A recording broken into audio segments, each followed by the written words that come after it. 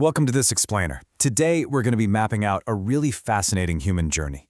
It's this expansive upward climb toward the divine, but we're contrasting it sharply against the destructive, kind of suffocating trap of our own ego. It's a brilliant look at how we perceive the universe and how we so often stand in our own way. Okay, let's just dive right in with a psychological truth that honestly hooks us immediately.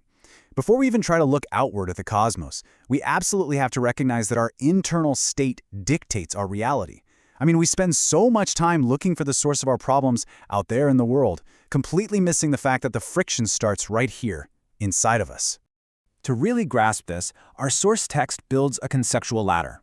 It's an upward journey moving from basic appearances all the way to absolute reality. It goes from step 1, surface forms, to step 2, the divine names or asma, then step 3, the attributes or sifat, step 4, shunat, and finally step 5, the divine essence or zat. So, starting out, as we move past those everyday surface forms, we arrive here, the divine names or asma. You see, we start at the surface with just colors and events, but as we pause and reflect, we begin reading existence through these divine names. Like we look at a flower and we don't just see petals anymore. We see beauty, or we look at a patient recovering and we see the search for healing. This is where we start saying, hey, there is mercy in this beauty, or there is real wisdom in this order. It's basically our first step toward finding a beautiful unity within all the chaotic multiplicity of the world. But we don't just stop there. As we deepen our gaze, we stop asking merely what is happening, and we start asking how is it happening. And that pulls us into the next layer, the attributes, or sifat. We start to realize that these names don't just stand alone. If there is healing happening, there has to be some underlying power behind it. If we see this incredible order in nature, there literally must be profound knowledge orchestrating the whole shebang. We're digging deeper into the why and the how of existence. Actually, a really great way to think of it is like this. The names, the beauty, the healing, the provision, they're the colorful flowers we can clearly see blossoming right above ground. But the attributes, the power, the knowledge, the will, those are the vital roots hidden beneath the soil, which make that blossoming possible in the first place. And the source material punctuates this realization with a really beautiful poetic couplet. Names blossom like flowers, attributes hide in the root. The gaze that sees the root moves toward the truth. It really helps us lock in that emotional meaning of moving past the surface, right? It's telling us that true contemplation absolutely requires us to shift our gaze downward into the hidden mechanisms of reality. Now, here's where it gets incredibly fascinating. Beyond those attributes lies a much more subtle reality where the heart has to participate. This is hushunat. These are divine dispositions. And the thing is, they can't be fully grasped by our intellect alone. Think about it. Creation isn't just a cold display of power. It carries a deep desire to be known. Provision isn't just a basic supply chain of food. It carries an inherent generosity.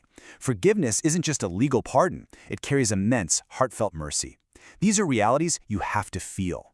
This couplet here marks a profound transition. Attributes speak to the mind, shunat awaken the heart. The one who dives within seeks the whole in every part.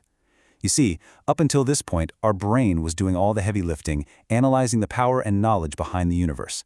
But once we reach the level of shunat, your heart really has to take over. You have to emotionally feel the reality of existence. Then, finally, we arrive at the absolute peak, the ultimate threshold, the divine essence, or zat. This is an infinite reality that simply cannot be contained by names, by attributes, or even by those heartfelt dispositions we just talked about. It is the absolute. At this incredible boundary, human beings, we just don't fully comprehend anymore. We simply stand in pure awareness, we recognize our ultimate limits, and our contemplation turns into just pure, unfiltered awe. Now, what's truly beautiful about this, and maybe a bit surprising, is that this upward journey has no real end. We don't journey to arrive and just clock out. We journey to remain on the path in a state of peaceful awe. The essence is infinite, and we are limited. But recognizing that limitation isn't a failure at all. It's exactly what creates that beautiful, silent bond with the divine. All right, moving to our next section, the inward trap, exploring what happens when the ego takes the center.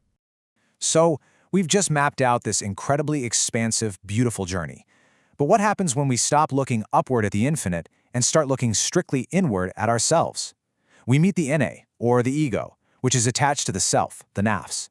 When the ego decides to place itself at the absolute center of the universe, our vast perception just collapses into this narrow trap of friction. Suddenly, the entire infinite universe shrinks down to the size of our own desires. And the really tragic part? Every single other human being around us is instantly categorized as either a supporter of our ego or a rival to it. This shift completely, and I mean completely, narrows our perspective. An expansive mind genuinely asks, what is true? But the ego-driven mind, it only cares to ask, am I right? The genuine search for truth gets completely replaced by a desperate, clinging need for personal validation. It's no longer about reality anymore, it's just about winning the argument. And the text gives us a stark warning here. When I rises in speech, truth falls into retreat, the ego takes the throne, and hearts lose their beat. The second we put ourselves on that throne, demanding to be right, demanding to be the center of attention, we completely lose that vital connection to the heart that we worked so hard to build in the earlier stages of our journey.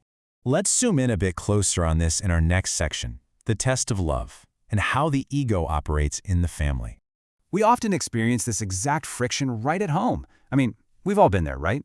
We have these unseen expectations. We tell ourselves, I'm just not understood enough by my partner, or my family doesn't appreciate me.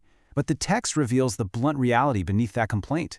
What we're actually saying is, I want to be central. Most conflicts at home aren't actually about the events taking place. They are literally just the ego's hidden, noisy demand to be the absolute center of attention. Because, as this poetic wisdom points out, love narrows with I, expands when you appears. The one who leaves the self outgrows hidden fears. True love can only really flourish when that restrictive ego steps back.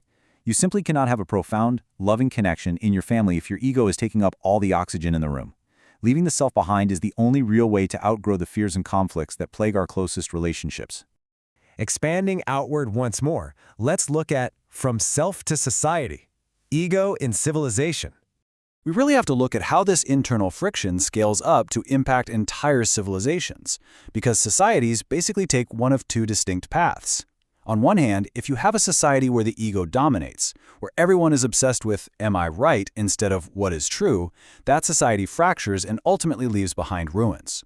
But on the other hand, if you have a society where the ego is disciplined, where people step back, genuinely look for the truth, and connect with the heart, that society matures and actively builds brilliant futures. The fate of our world basically hinges on this exact choice, which is captured so perfectly in this final, sobering couplet. Those who serve the ego leave ruins in their wake. Those who guard the trust build futures that awake. It's a really powerful reminder that our internal, individual journey has massive, external consequences for the world we all share. So as we ramp up this explainer, I want to leave you with one final, lingering question to reflect on as you navigate your own internal life. Will you serve the ego, allowing it to shrink your world down to the size of your own arguments? Or will you journey toward the truth, discipline that ego, look past the surface forms, and continue that awe-inspiring climb? The choice, as always, begins entirely within. Thanks so much for joining me on this deep dive, and keep reflecting.